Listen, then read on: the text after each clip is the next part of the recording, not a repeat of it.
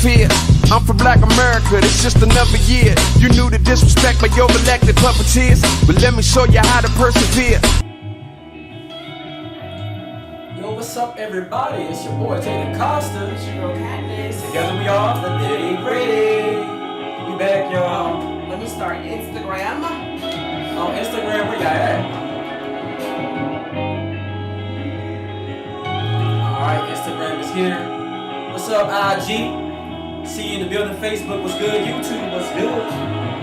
We back. We got Cat back on the couch with us. Mamie, what's good? Drop a bomb from Clarksville, Tennessee in the building. What's up, what's up? DC in the building.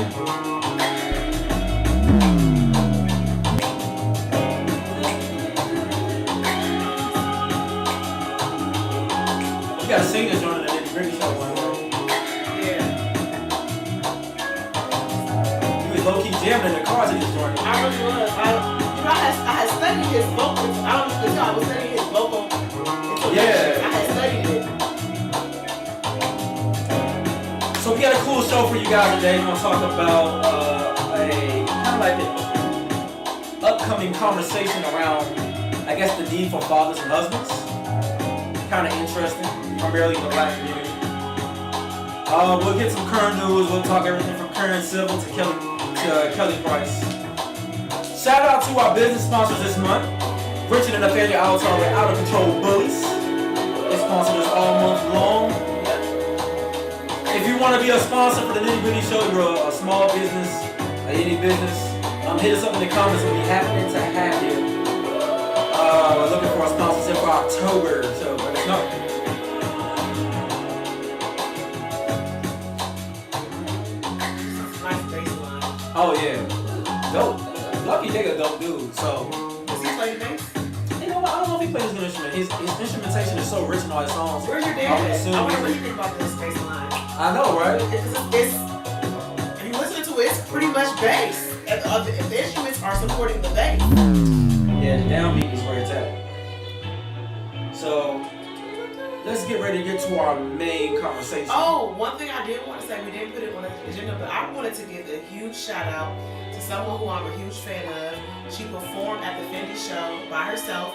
Typically, she's a background singer, but she was able to perform. She did opera, she did R&B. It was just amazing performance. Vocally, just killed it. I want to give a huge shout out to Jay Nova. I've been watching you for a while.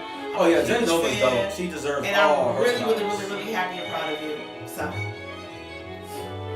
Yeah. Jay deserves all her flowers, so I'm happy that she's getting some more exposure. Because she's been in so many dope tracks already. People be sleeping on it. And of course, you guys have seen it in the corner over. Hold up. It's like right there where it appears. You see that we have our Nitty Gritty Show Cashapp, so donate 50 cents, $1, whatever.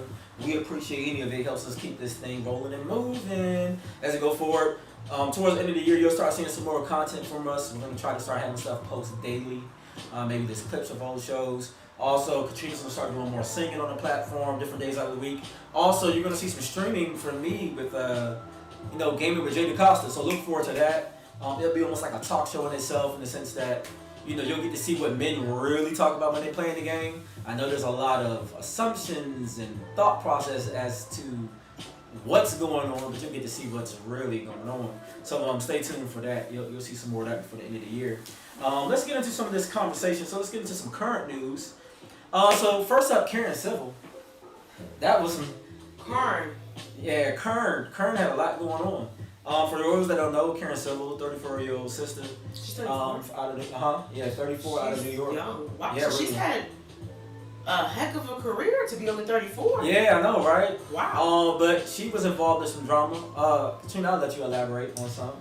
I don't even know how to say it quickly, but so Karen Civil is what you would call a hodgepodge, strategist, influencer, tied in the industry.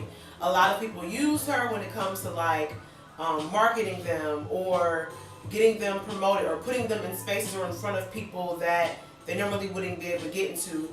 let's give you an example. She actually was working on the Hillary Clinton campaign. So that gives you an idea of like the kind of political influence she's actually had hands-on experience with and being able to bring it into the industry. So it started with Jessie Wu releasing something on Instagram saying, you know, that Karen Civil tried to come at her crazy. I guess Karen booked her like illegitimately, and Jessie didn't make no money. So Jessie sued her. She won $3 million. And then after that, it was like a bevy of people started coming out saying like, I had terrible experience with Karen Civil as well. Jordan Lucas, Meek Mill, Cameron. What's his name? Jason Lee was the one big one because he claimed that he had learned that she actually paid someone to get his Instagram taken down, and when his Instagram got taken down, he lost money, and he is going after her legally. So the point she admitted it on Clubhouse, right? She admitted it twice. She admitted it on phone with him that he recorded, and then also on Clubhouse. And then finally, I know Remy Ma has said that she believes that Karen Civil had worked against her from growing in the industry because, as you know, Remy Ma and Nicki were like rivals, and Nicki wanted to stay on top. So she would do things like make sure Remy Ma couldn't come to certain red carpet events, making sure that certain magazines or blogs didn't talk about Remy Ma. These are the same tactics they use in politics. They're using behind in the entertainment industry, and that's what Karen Civil does. So I don't know Karen Civil personally, so everything is alleged here. But the point being is that I just want to say that if Karen is doing this, and if there are people who are similar to Karen and they're moving that way in the industry, in the entertainment industry, it's not okay, it's not cool. Or anywhere. Like at the end of the day, it's already not enough space for black creatives, so why make it that much harder? So if you haven't checked it out, please do check it out. You can look at the hashtag on Karen Civil. It's been a really interesting conversation. I know for a fact Jason Lee has reiterated he's planning to go after her legally because what she did would be the equivalent of racketeering. Yeah, basically. So he's going for. I mean, she scammed a lot of people. I think Jordan Lucas lost $60,000. She got at Meek Mill for thousands. Cameron for thousands. She has a current net worth, when I looked it up, 50 said she's worth around $2 million. So, shame, because she seems talented. She has a lot of friends in the industry, but... A lot of friends. Finesse God. You know what I'm saying? Finesse. So, we'll see how that goes, you know? Like, that's going to be interesting. Next up, we got, Raising Kanan BMF. So, today was the finale for Raising Kanan. It was good. If you guys been watching the Power series and stuff like that on Stars, that's a pretty decent show. Like, they got some solid actors in there. You know, hate them or love them, but 50 Cent has found his niche in the TV space. He's doing a good job. I mean, you don't have to like him, but I mean, he's doing his thing. So just he's doing what he needs to do. Yeah, he's doing a good job. I can't be mad at him. So that's interesting. So shout out to that. And then the BMF came out, Black Mafia Family. That's another TV show headed by executively produced by 50 Cent. Follows Big Meech and his brother Southwest Terry, who were like power players in the music industry, but at the same time in the drug game. Both actually Terry got out of jail last year, but Big Meech is still locked up. He's not scheduled for release until 2032. Oh wow. So he'll be like 60-something years old by the time he gets out. But Larry? That's Meech Big is Meech. still in jail. Yeah, the Meech. Larry is out. Terry got out last year. Terry, okay. And they released him under the premise of COVID. When they were trying to get certain inmates out of jail that might be high risk. That's how he got an early release due to COVID. I never knew who these folks were until the Rick Ross song. I think of Big Meech. Larry Hoover. Yeah. When he said that, I was like, who are you? But let me Google. I had no idea. So the BMF story should be interesting. So I think people should check that out. Also, Emmy So White. So we see this. I seen a meme talking about celebrities during real social issues, and it showed like a blind man walking with a cane, and then it says celebrities when they're not nominated for awards, and then they showed a picture of Malcolm X. And there's some truth to that. Really? So I guess, there were some celebrities, speaking out as far as not being celebrated at the Emmys, but when have black celebrities been honestly, truly celebrated the way they're supposed to, or any African American for that matter, in America? And they keep going to these spaces where they know they're not going to be celebrated versus creating new spaces for celebration. And at the end of the day, I mean, if you're making money, does it really matter if you're awarded when those awards we know are jaded and how there's always all this talk. It's interesting to hear black celebrities say, the nominations are skewed, everything is all jacked up, but then you want to celebrate your Academy Award, like, if it was skewed last year, it's not skewed this year, then it becomes skewed the following year, so back being skewed again, it's going to be It's always skewed. And the thing is, in order for the Grammys or the Emmys to even be, or the Oscars to even be more diversified in the winners, you are going to have more diversified panel voting. Yeah. Hello? So, I mean, it's one of those things like, look, guys, go out there, act your butt off, put out great work, get your money. If you don't get awarded, who cares? You know what I'm saying? Like, just be to extent, I know you want to be acknowledged by your peers. I get that, but the thing is, that's a subjective. It is. It's a subjective space. Like, one of the cool things for those that work like in sales, it's not subjective. It's like who sold the most lemonade. You know what I mean? You can't. There's no way to skew those numbers. And you know that's the cool thing about sports. You put up the most points, you win the most rings. You get celebrated. Unfortunately, in the arts, right, and thespians and police, it's a difficult space because it is subjective, and so it's like it's hard to say who's the best. We were watching the show on HBO Max, The Hype, yeah, and you know, like we had our feelings on who we thought should win. We won't give that away for those that haven't seen it. It was a streetwear design competition, but you know, once again, the arts is such a subjective space. So who's to say who the winner is? Because what I think is fly, someone else think is fly. The judges there, which was like Offset and two young ladies, one of them has designed Beyonce, another one is like a staple in streetwear. The stuff they were wearing the whole time, I'm like, I would never wear that Bamified crap, ever, right? But these are the people judging, decide what is good streetwear. To me, cool streetwear was like this some Timbs, and back in the day, like an Aniche jacket or something like that, or like, you know, LFG. Yeah. I remember Aniche. I mean, you know what I'm saying? Like, but the stuff they was wearing is like... Remember Echo? Yeah, Echo, that was like cool stuff to me, you know? But I don't know. But then again, I'm not a designer or whatever. I'm not in fashion, so who am I to say? But it's a subjective world out there, so I think artists just can't get their hearts put so far into those awards. Because honestly, the people they nominate, I don't agree with half of those nominations. I'm talking about even the Jay-Z's, the Kanye's, the Beyonce's, half the time they won, there was some artist who doesn't get radio play who I thought their album was dope that year. Yeah. Prime example, and then we'll move on. Everybody's talking about Certified Lover Boy by Drake versus Donda by Kanye. Both of them albums is trash in comparison to 2 Chainz's album came out this year. Tyler the Creator put out a dope album. J. Cole dropped a dope album. You had King Disease 2 by Nas. There are a bunch of dope albums, and these are still known artists. Don't even get me started on the artists y'all don't know about. Common's album was dope. Like, there was some dope albums that came out this year. They're not even in the conversation, right? People forget that DMX's Exodus came out back in February. That was a dope project that they managed to put together before he passed away. They're both so mainstream and so commercial that naturally they're going to have more conversation.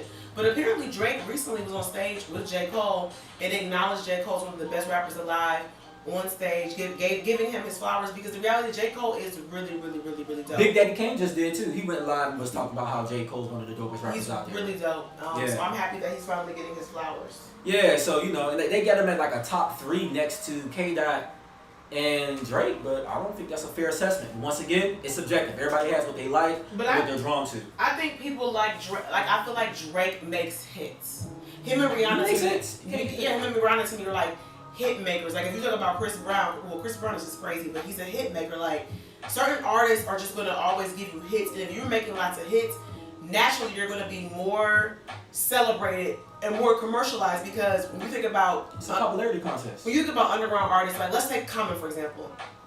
When Common's doing an album, I don't think he's thinking, yeah, I want to make a hit, I want to go platinum. I think he's like, I'm gonna put this pen to paper, I'm gonna make a dope song that sounds dope to me.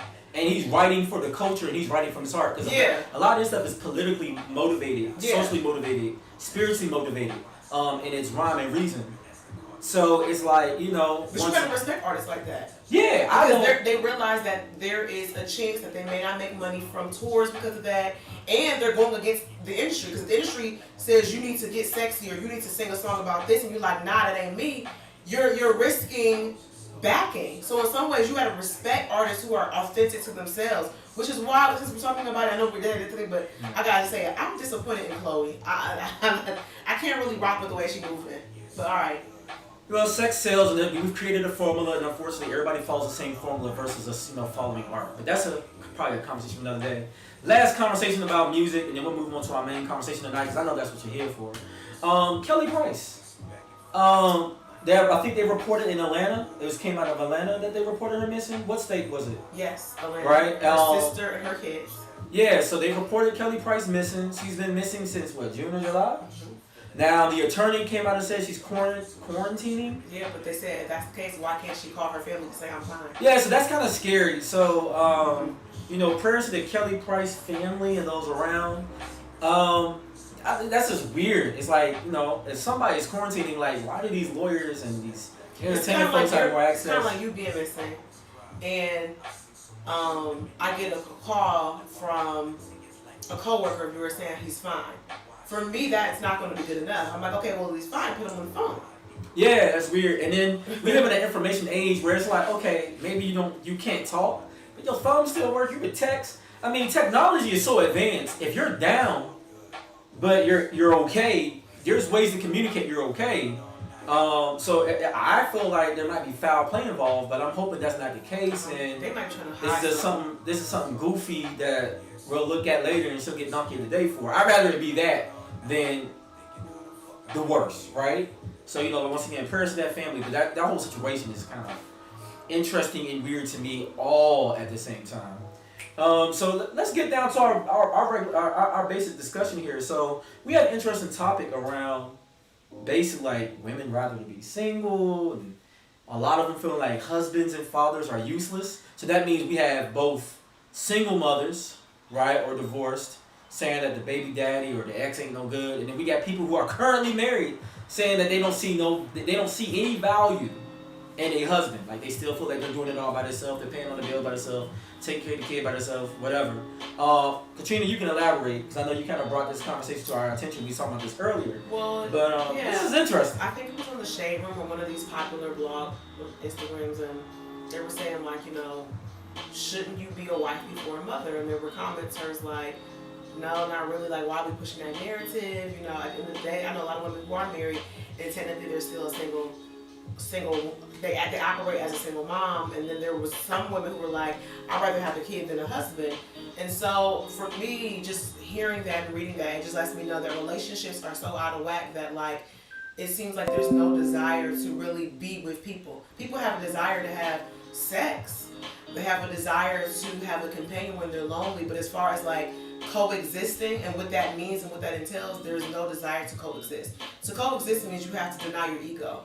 To coexist means you have to compromise, and to coexist means that you are willing to put someone else's best interest first other than your own. And if we're talking about kids, if you are thinking about your children, the best case scenario for your children is that of a situation where they have access to two parents, not one. Yeah, so I mean that's interesting to me, and it seems even in that it seems to be a lot of finger pointing and no taking accountability, right? So I want to get off some definitions real quick. Y'all know how I like to go. So the first definition I'm going to read off is God, right? And I know you guys are like, why are you reading definition of God? We're talking about that. Well, a lot of times, in a lot of these, almost what comes off like feminist movements or like rhetorics and trains of thoughts. A lot of these I've seen conversations like on social media and all that where these women refer to themselves as like we're like gods and goddesses, right? And that's fine if you want to refer to yourself as that. I'm not discounting your ability to believe that. But just something to kind of throw out there real quick. So a God is a noun.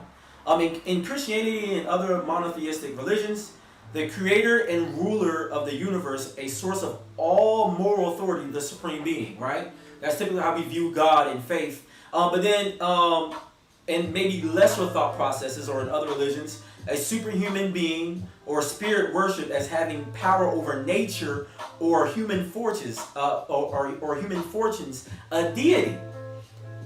Now that's interesting to me, because if women are saying we're like God and nature shows that we're like God because so many different things, resemble, I guess, the female anatomy, things of that nature, then if you guys, if you're going to subscribe to this thought process, you might want to subscribe fully. Meaning, you should be able to see that you have power over your fortunes and over, even if it's just the world you create for yourself, right? This is kind of going into the thought process of like the alchemists and things of that nature. If that's how you feel, then why is it that you're always so victim to everybody else around you? I mean, if you have this ability to create these realities, why can't you create a reality where you create it with an individual deserving of husbandship or fatherhood, right? I mean, you made the choice to be with this individual who you say, well, he a bum because he wants me to pay half the bills and all that kind of stuff. I'm just saying, at what point was that deity in you? Where was that godlike nature in you when it was time to make these kids and you're in these crap situations and then you're going around here complaining about it on these blogs and social media? That's kind of interesting to me. Another definition, and I had it up on my phone, I'm going to bring it up as well, was queen, right? And I think this was an important definition. So keep in mind, a queen, the female ruler of an independent state, especially one who inherits the position by right of birth. Second definition, the most powerful chess player, able to move any number of obstructed spaces, rank, foul, diagonal, whatever, right? So when you look at a queen is a powerful person, and I want to say once again, we use these terms like goddesses and queens, and once again, if you're a ruler, right, and if it's of your independent state, meaning your life, at what point are you now victim to all these men, to all these things around you? I'm just saying, and once again, you can call yourself whatever. I'm not debating that women are queens and goddesses in your own right, whatever. But the actions have to meet the rhetoric, right? The audio have to match the video. And if you're going to say that, where does this victim mentality come from? So now I just got to ask the question,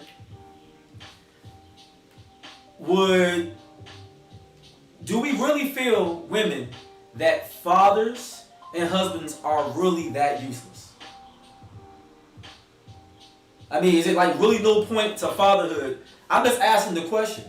And I don't. And once again, this is not to debate people on what you may believe, but I'm trying to understand the rhetoric, right? And then trying to understand the benefit to the children, if you will. So, like, really, are fathers really that useless? Are husbands really that needed? Like, not needed? You know, just asking the question. I think you got to break it down culturally, because if you look at the Asian community, you would never hear such a thing. Never. Well, we hear this primarily in the black community. Well, but I'm using them as a comparison, because in the Asian community, you have a baby out of wedlock, it's considered a huge disrespect to your family, their family. Like, it's like that ain't what you should be doing. Now in the black community, I think that part of the problem is that we are dealing with a lot of trauma. So the majority of our households women are the matriarch. A lot of households do not have a patriarch at the head of the household. When you go to Thanksgiving, when you go to Christmas, you probably can count on one hand how many men are around. And the men that are around probably aren't making decisions. They probably aren't running anything. It's a woman running something. So naturally, if black children, whether that's a boy or a girl, are seeing women run things, that means that when a man speaks or when a man has authority or wants to take action, it's not going to be respected because, well, that's not what people are used to seeing. So I think that the conversation is rooted in trauma because people are not used to dads, because there's so many black families that are broken up, because there's so many men who are in jail and a lot of women running stuff. Black women are hyper independent to the point where we feel like we can do everything and we don't need help. I mean, it's to the point where some of the things you do, you don't even think about it unconsciously. Let me give you an example. I went to the grocery store earlier and I had all these groceries. I came in the house, I used the restroom, I left out, I went to go get the groceries. I struggled to carry them back into the house. My husband said, "Why didn't you say something?" I said, "I don't know." Unconsciously, I should have said, "Babe, I know I need help." Yeah, because like I saw you leave out and then she came back in the door, y'all, and she's up there sweating and carrying on. I'm looking at her like, Katrina, you should have just... I said, "I don't know." You got this big 200-pound man at home. Like, I can easily go out there and carry all this stuff by myself with ease. And she came this much struggling. I'm like, why are you just asking me to go I use the example because I I think that a lot of us are used to doing so much by ourselves that we have conditioned ourselves to believing that we do not need a man and that we do not need husbands. And I think that is rooted in fear. I think that's rooted in trauma. I think it's the fear of you're never going to get married, so you convince yourself, well, I don't need a husband. I think it's the fear of I don't need a man. Maybe you don't need a man for providing, because maybe you have your own money and you've been doing it on your own, but you do need somebody for companionship. Life is hard, and I can tell you there is a huge benefit when I can come home, I can cry on his shoulder, I can cuddle up, I can have somebody look at me, motivate me. And in the event I decide tomorrow, you know what, I'm done, I have someone I can, as a partner, that can support me in those decisions. When you're by yourself, that's hard and difficult to do, and I wouldn't wish that on someone.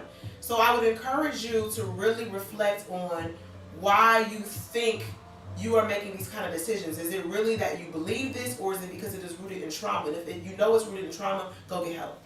Yeah, and if you guys are just joining us, the conversation we're having right now is based around there's this new thought process. Maybe it's not so new, but there's this thought now that women are saying, we don't basically need men. We don't, what's the point of getting married? Why force marriage on us? Because we don't need to be married. You know what I'm saying? We don't need husbands.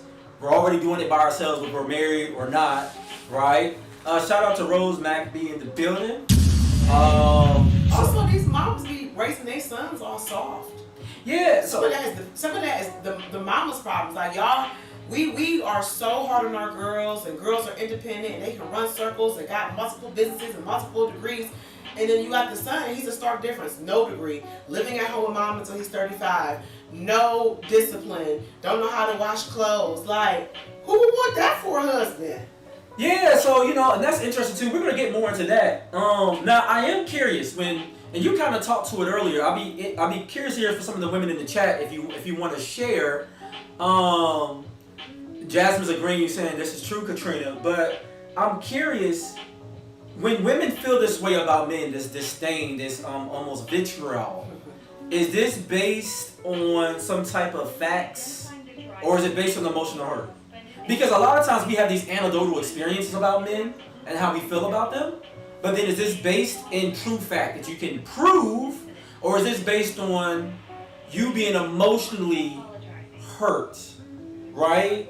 And now you're creating what's not even a real world, but only your emotional trauma that's guiding you. I'm curious to see what people think about that. Rose McAbee said, I prayed for a man of God. Amen to that. Herman said, love is reciprocal. Apparently, there are women that do not know how to love, so it makes relationship challenges. And you know what? And that's a good point, because love, respect, listening, these things have to be incubated. Matter of fact, I'm going to go to some facts about fathers, but something that scientists have found is that when men are stressed, when procreating, that they can actually pass down traits of high blood pressure to their children.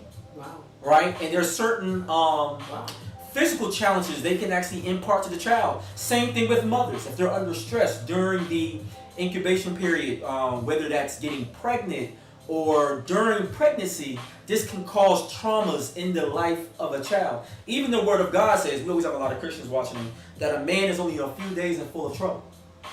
Right? So kids are born into worlds of trauma, and it's our jobs as parents to create some sense of continuity, safety, protection, nurturing, right, to guide love, harmony, and respect into these children.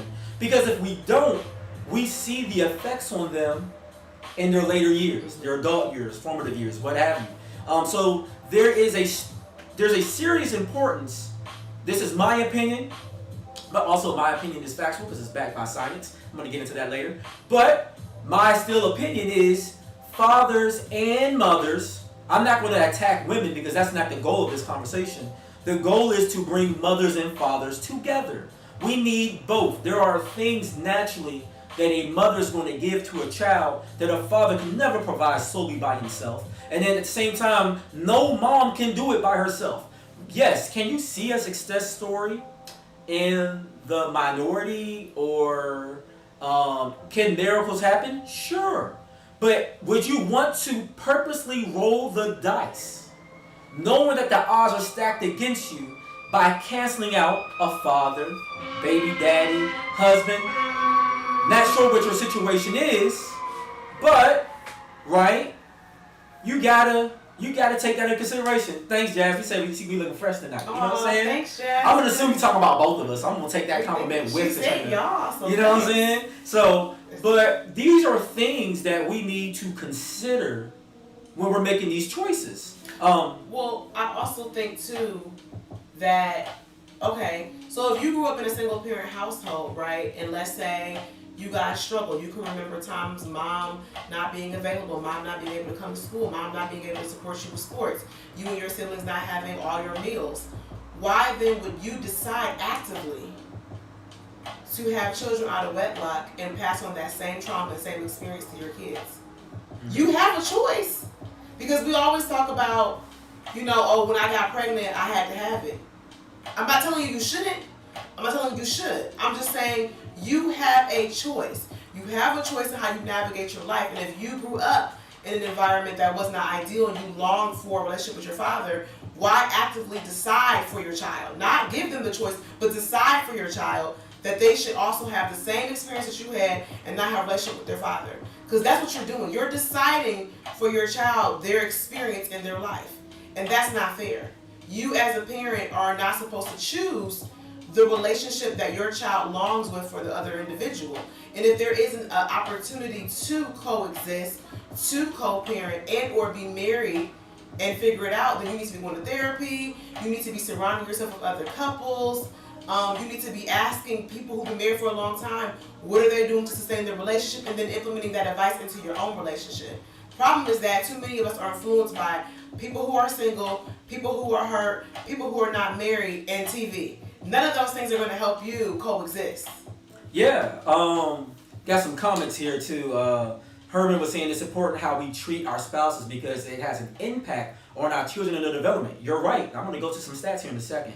Now, Jasmine said, oh yeah, thank Jazz. Hey, is that Natalie on there? Yeah, shout out. Let me drop a bomb from my niece. Hey, Natalie. Jasmine said, absolutely, you have a choice. Don't make the same mistake your parents and elders before you did. Change the narrative, 100%. So let me read something here, and this is actually from the U.S. Department of Education, National Center for Educational Statistics. So don't come for me, come for your mama, all right? Because what I spit is factual and true.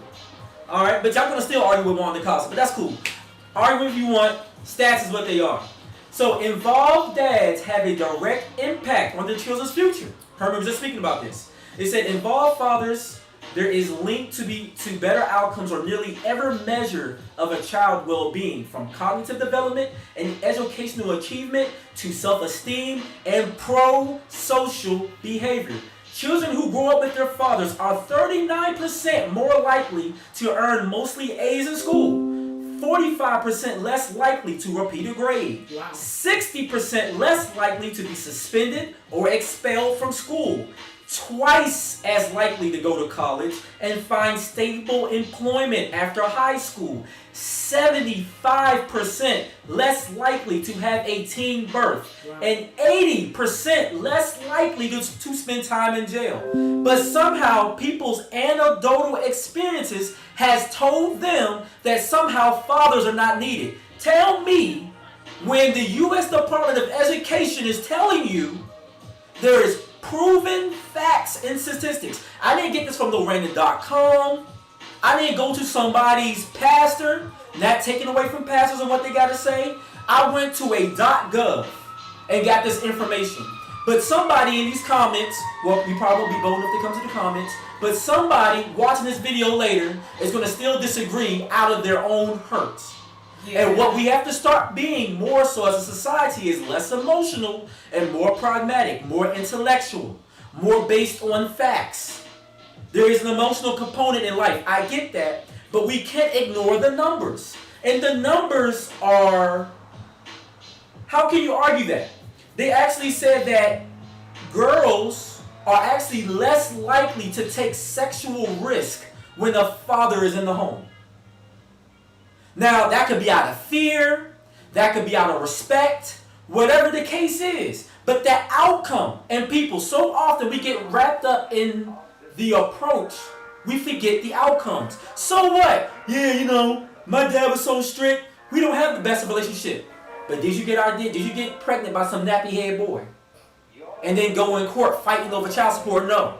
Whether it was out of fear for your father, respect for your father, whatever it is, the outcome is you don't have any pregnancies out of wedlock. That is something to be thankful for. And too often we get so caught up in, well, emotionally I didn't feel that attached. But then we look at the fact like, well, you know what? I didn't have to worry about missing a meal. The lights was always on. I was food secure. I was home secure. Right? I had stability. I had a mom and a dad. But we get so caught up in all these little things that society is telling us to care about now that we forget about the thing that sometimes is more important is what the outcome is. What is the outcome of your life based on your father or mother being present? Another thing I want to read. There's a 26-year-long study. Researchers found that the number one factor in developing empathy in children was father involvement. Fathers spending regular time alone with their children translated into children who became compassionate adults. This is according to researcher Richard Costner. He wrote in a study for a Journal of Personality and Social Psychology. This is back in 1990. So once again, I'm not just shooting this crap out my behind.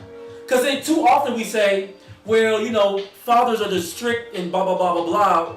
And that's great if we have financial numbers, statistics, but what about personality? Well, there it is. Don't take my word, take the word of the doctor. Right? Another one I'm going to read for. An analyst over 100 studies on parent-child relationships, it was found that having a loving, nurturing father was as important for a child's happiness, well-being, and social and academic success as having a loving, nurturing mother. Some studies even indicated that father love was a stronger contributor to important, positive child well-being outcomes. This was a study done in 2001 by Dr. Ronald P. Rohner. So, once again, I'm trying to find out as a community, how have we got to this place where we say, we don't need fathers. My baby daddy's useless. And since we're talking about the black community, you can go look at the census. When you look up, and there's a number of studies out there. When you look at father involvement, it is proven that black fathers and Hispanic fathers are the most involved fathers in their communities. And look at this. When you look at the coaches, when you look at who's going to the baseball games, basketball games, and I understand some mother from an anecdotal experience is saying that, no, I do all of that. But the studies show that black fathers are more involved with their children in their everyday involvement, more so than any other subgroup. And yes, that also means white fathers. And this is not the hate against white fathers. This is not the hate against Asian fathers or anybody else. These are just the spit numbers. So once again, when we hear this rhetoric on television and on media saying black fathers are useless, they're not needed, they're all deadbeats, where is this really coming from? And we have to have this conversation because we can't continue to push propaganda that is against the numbers and purely emotional from one's anecdotal experience of their life. And then to say that this is the case for all men. For all black men. All black men ain't no good. Oh yeah, the reason I don't do with my baby daddy because he's this. Meanwhile, 69% of custodial parents, their main source of income is child support. So if all these single mothers are doing it by themselves, the numbers say 69% of you still rely on that father. Still rely on his money. So how do we come by creating this rhetoric? And I'm just curious where it comes from. Because nothing in research or in numbers says this is a fact. I got one more I'm going to read. And just, if you have a comment, throw it out there. They said fathers are more than just second adults in the home. Involved fathers, especially biological fathers, bring positive benefits to their children that no other person is likely to bring. They provide protection and economic support and male role models. They have a parenting style that is significantly different from that of a mother, and that is definitely important, and that difference is important in healthy child development. That's David Popenow, Life Without a Father, New York Press, 1996. Well, I just don't think that I don't think that men are respected in society more, and a part of that is partly because men didn't respect women, and I think women got fed up and decided we ain't gonna respect you. Yeah, and you know what? I think part of it is rooted in misogyny. I think there's like some of it is backlash, but then some things you can't ignore, especially in the black community, right? We've seen there's always been a push for an impressment of black men.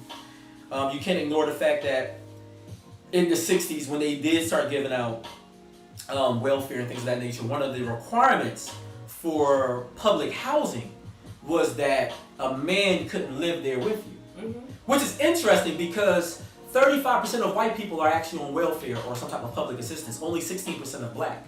However, we see white families are still intact. You know why? Because when you apply for Section 8 vouchers, you can still be a married couple. So prime example, where I used to live at in Clarksville, Tennessee, I was exposed to a lot of white families that were living off of Section 8. But what happens is the appearance didn't seem that way because they lived in regular middle class neighborhoods, right? They lived in houses. Now, you would assume, the assumption always is when someone lives in a house, not that they're renting it, you assume they're purchasing it. You assume they have a mortgage. You never assume that they're only paying $159 a month for a Section 8 voucher. So then their kids get the exposure or the outward experience that we're food secure, we're home secure, right? Mom and dad work minimal jobs and they're still able to provide this life. So then they kind of have this cascade of reality over themselves. So they go into the world living a certain kind of way, right? Because as far as they care, they're like, you know, we do our part. We're productive members of society. I've seen my dad get up and go to work, my mom get up and go to work. But I'm sorry, your father only making $19,000 a year and your mom only making $18,000 a year as a waitress.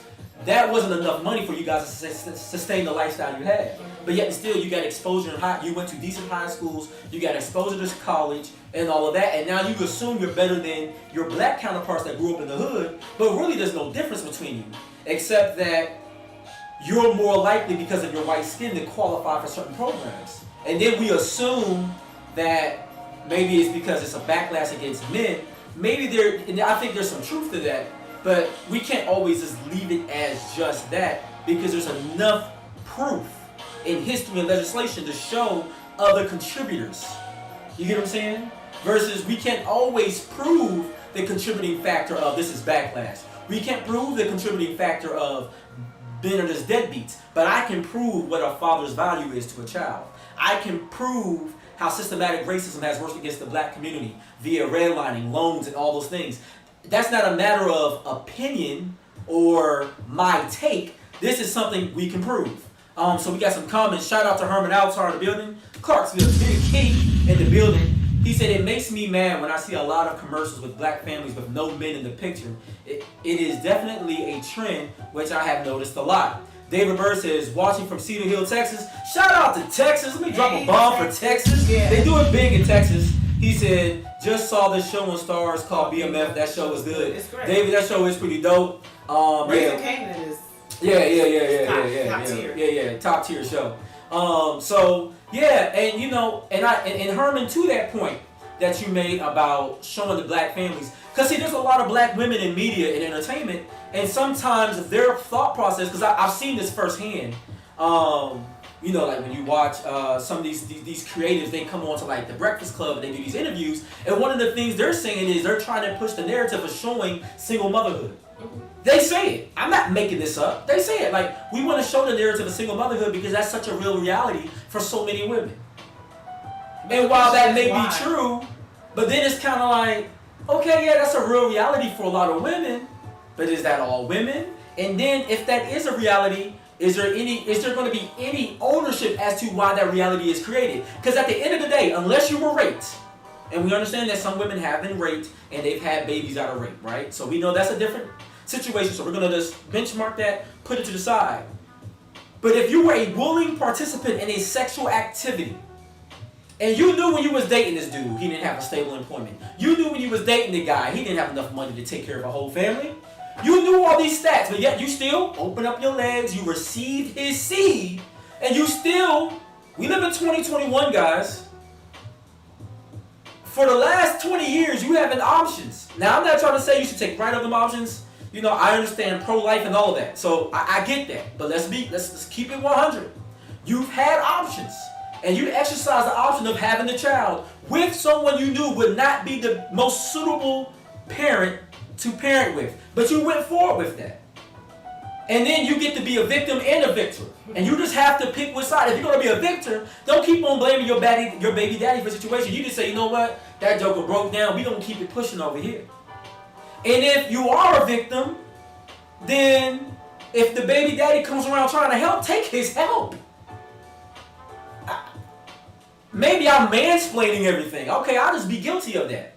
But at some point, we have to find a way to bridge this gap and do something better for our children.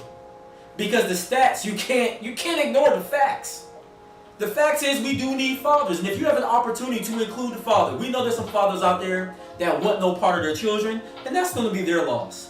But if you know your ex or your baby daddy wants to be involved and you're blocking that, you're hurting your children at the end of the day. You might be thinking, yeah, I'm getting back at him. He left me or I left him, blah, blah, blah, blah. You're hurting yourself and your children. And you're going to have to answer to that one day.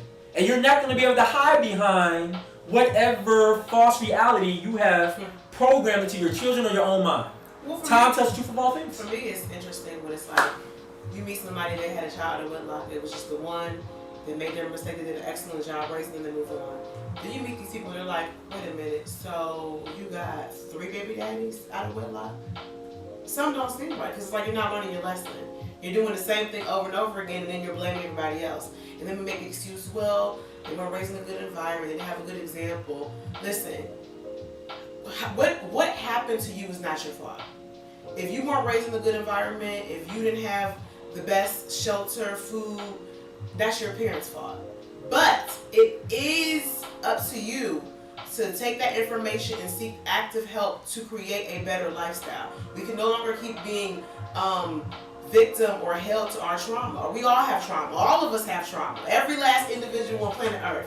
And so it's up to you to become a healthy version of yourself. Yeah. That means if you know that you struggle with anger management, you can't blame and say, well, they're triggering me and you piss me off. That's not an excuse. You have to identify, I know I have a problem with anger management. I need to figure out what triggers me so that I can be an active adult to have better control over my emotions. Same thing with making mistakes about different men or different women. The point I'm trying to make is that you can no longer continue to make these terrible decisions that impact your kids, because it is generational curse, right?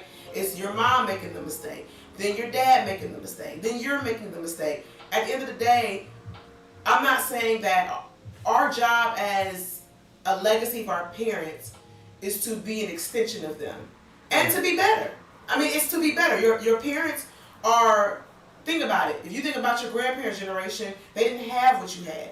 Your job is to consistently make sure that your legacy is moving forward. And moving forward might mean going to therapy, because we know people back in the day didn't do that.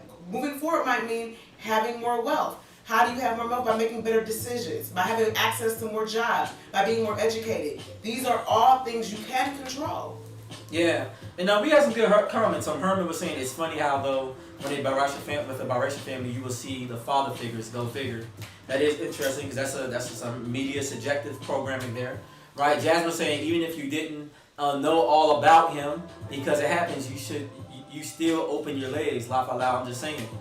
And she also said correct, because their child suffers. Yeah. And then there was another comment. Oh, yeah, the child does suffer. So yeah. I know we're coming to a close. I don't know if you have any more comments about your feelings on women saying, hey, I just want the kid, I don't want the dad. If I was a child and my mother said that to me, as an active adult, I would sit my mom down and say, you know, it was not your choice to say that you wish to have me, I have a father. You made an active decision to ensure that I didn't have access to a dad, and I think that we as children have a right to hold our parents accountable. Now, granted, you're not looking for them to suffer, but you are looking for them to apologize for their wrongdoing and to acknowledge how their decisions impacted you. And you may not get that, but I don't think there's anything wrong with you expecting your parents to acknowledge how their decisions impacted you. We have to have these conversations. And the thing is, and that's why we have these conversations on the Nitty Gritty Show, because we don't want to skew the agenda either way, right? And I think we have to base things on facts, and we have to be resolution oriented. We live in a society that likes pointing out all the problems. This is my last little spiff, and we're gonna go into closing out the show calling out some birthdays, anniversaries, and such like.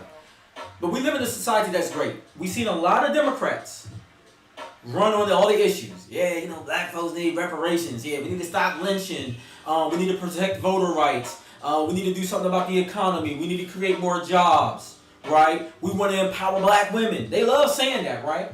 And then you look legislatively, and okay, well, what have you guys done to enforce this? Also, immigration laws was a big one that they ran on, right? I mean, we see Haitians getting whipped by whips at the border. That's interesting, especially under this current regime that we're under. So, it's, you know, we have to, you call out a problem, but the idea of calling out a problem is to solve for. And too often we get stuck in just talking about the problem and, you know, complaining and all that. But at what point are you trying to solve for? And if we're going to heal the black community, if we're going to push generations forward, we have to address what went wrong and find a way to solve it. And we're not going to solve it by continually pointing the finger and blaming this person and blaming that person. Every party's involved need to take accountability, and we need to start saying, okay, well, how do we push the mark forward? And that's the point of this conversation. It's not to create further divides and to, you know, pit one another against each other. It's to say, hey, look, sisters, here's your part. This is what we do better. Brothers, here's our part. And this is what we need to do better, right? And let's find a way to start bringing things together. Something that a psychologist has shared with us once is, oftentimes in psychology, it may seem like you're picking on one side at a time, because what you're showing is a greater need to address something that's conflicted here, so that way you can get into another conversation of how to bring it together. So in this conversation today, it made it seem like we hammered more so on women, but in this case, there's like something we can't ignore, right? If we're going to bring us all back together again. And that was the whole point of this. It's togetherness is the end goal.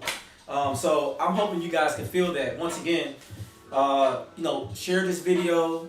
Let's keep connecting with others. And let's continue to have this conversation. It's not supposed to start here and end here with the Nitty Gritty Show. Take this back to your families. Take it to the dinner table. Talk about it. Talk about it with your friends, trusted coworkers. And let's find a way to start changing. W.B. Du Bois and many others believe that all you need is a tenth of society to make noticeable change, right? So if we can just get 10% of the people we know, we don't need to argue with everybody. I don't believe in doing that. But if you can just get 10% of people you know to hear and maybe adjust to a favor that's going to be more outcome, to adjust to something to be a more favorable outcome, then why not have that conversation? And that's the goal. So let's get some birthday shout outs. I'm gonna bump some cool little instrumental. You know what I'm saying? I like this song. I can play the instrumental without them blocking my video. So we'll just rock with it like this. But shout out, happy birthday to Brian Houston. Cuzzo. Shout out Baltimore, drop a bomb for you. Hope you're enjoying yourself, sir. Shout out to Ariel Shaw. Shout out to another cousin, Kenny Elam. My man, Mr. Tent Man himself. If you're in the DMV area, check him out. Get yourself tinted. Take care of some of your electrical stuff around your car. Hook it up. Get your wraps. Your boy's talented. Shout out to Robin Lawrence. Shout out to our man Robert Major. Shout out to Marshall Childers. And shout out to my homie John Travers. Also, want to wish a happy anniversary to Gary and Tay Askew. My man Gary is hilarious. For those, shout out to my people. Y'all know that man be posting the craziest stuff online, but it'd be hilarious. But you know what? At the same time, it'd be very thought-provoking as well. So shout out to him. I hope you're enjoying your special day with your lady. Look, once again, we want to shout out Out of Control Bullies for being our sponsor this month in September. If you want to be a sponsor of the Nitty Gritty Show, hit us up so we can work out something, and we'll call out your business. You can be a sponsor of this show for the month of October. We're still looking for a sponsor. Shout out to Block Party Gaming. Also, don't forget, we have the Nitty Gritty Show Cashapp. You gotta pass the offering plate around, right? You sit right there in the corner, right? Money sign, the Nitty Gritty Show. You gotta type the whole thing in like a Tribe Called Quest. Donated 50 cents, $1, $5, $10, whatever you got, helps us just pay for our subscriptions, keep the thing going. You know, make sure the lights stay on type thing, right? We appreciate it. Also, you can buy some merch You can go to www.squadlocker.com, buy some merch. We have partnerships with Adidas, Under Armour, Rydell. Got some really dope stuff on there. So check it out. You get yourself a hoodie. You know, it's hoodie season again. If y'all noticed, the weather is dropping. Yeah. Sweater season. Yeah, so hook yourself up with a little something, some athletic gear, maybe a hat. You know, if you wear it, hashtag the Nitty Gritty Show, let us know you got something. We'll repost you and all that good stuff. We like that. For those that participated in our game night last week, we're putting those out. So you should receive that, I hope, this week. You should receive your gift cards. So thank you guys for all of your participation. We'll do a game night again next month. Not sure exactly which weekend, but we'll be doing one nonetheless. So look, thank you guys for joining us. We really appreciate you. Kat, any final words for us before we jump out of here? Well, look, it's your boy Jay Costa, and together we are the Nitty Gritty. We out of here, y'all. Peace, blessings, and to you.